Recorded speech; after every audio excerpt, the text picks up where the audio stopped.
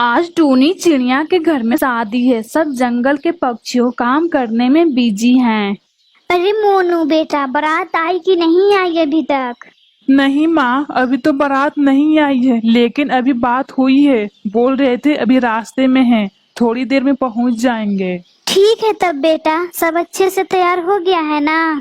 हाँ माँ, सब कुछ अच्छे से तैयार हो गया है और नैना दीदी भी पार्लर से आ गई है और बारातियों के भी लिए खाना बन चुका है। तुम चिंता मत करो माँ, सब अच्छे से हो जाएगा। अरे मैं एक माँ हूँ ना, इसलिए मुझे चिंता लगी हुई है। दोनों पक्षी आपस में बात कर ही रहे थे, तभी बारात आ जाती है पूरे बाजे के साथ। फिर सारे बाराती खाने खाते हैं। खाना खाने के बाद शादी का मुहूर्त आता है। फिर नैना को शादी के लिए बैठाया जाता है। ये देखकर कबूतर कहता है, ए कौन है तू? उठो यहाँ से, यहाँ कोई मजाक चल रहा है, ये सब क्या है? अरे आपको क्या हुआ? मैं नैना हूँ जिससे आपकी शादी होने वाली है।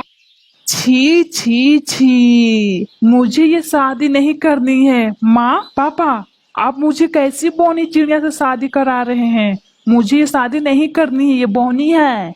अरे जमाई राजा, आप ये कैसी बातें कर रहे हैं? सब यहाँ मेहमान हैं।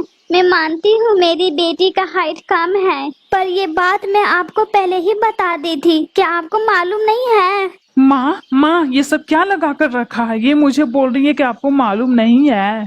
बेटा मेरा बात सुन, मुंह महंगा दहेज मिल रहा है और हाँ 10 लाख रुपया भी मिल रहा है बेटा। ये शादी कर ले बेटा।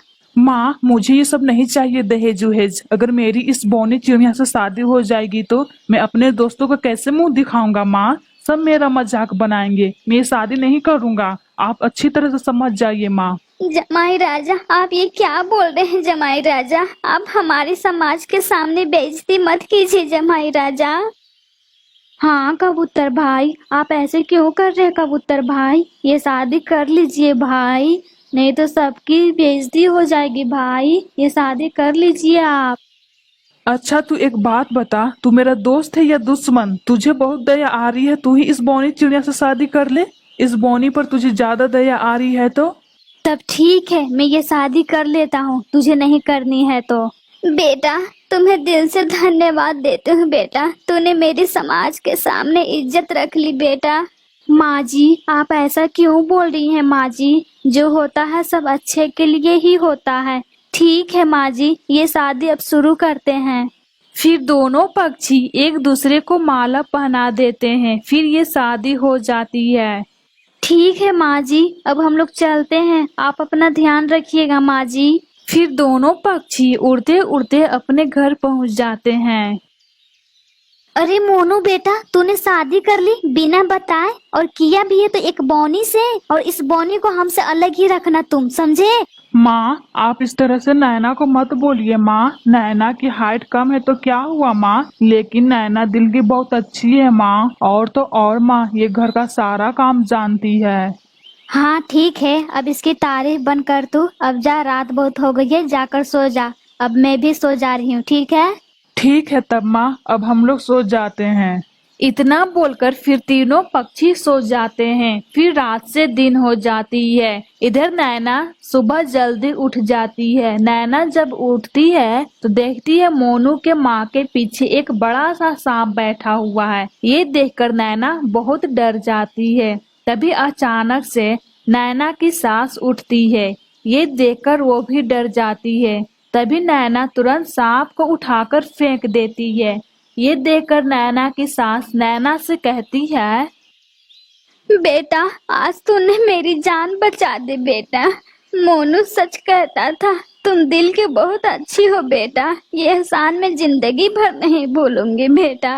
मुझे माफ कर दो बेटा, मैंने तुम्हारा बहुत दिल दुखाया है बेटा, मुझे माफ कर दो।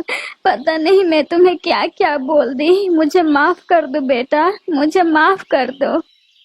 माँ जी आप हमसे बहुत बड़े हैं, हमसे माफी मत मांगिए माँ जी। मुझे बिल्कुल भी अच्छा नहीं लग रहा है माँ जी, आप हमसे माफी मांग रही हैं तो।